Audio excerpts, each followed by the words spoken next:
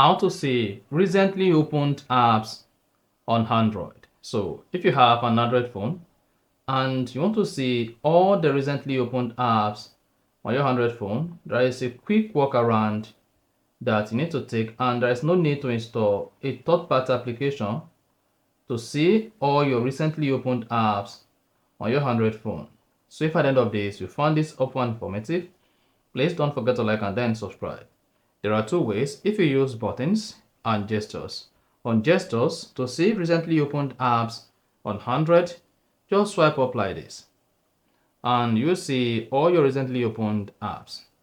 And if you use navigation bar or buttons, you need to go ahead and click on the recent apps, which is the square, to see all your recently opened apps. So you may choose to close all the apps or swipe through to select whichever app you want to use on the opened app. And that's it.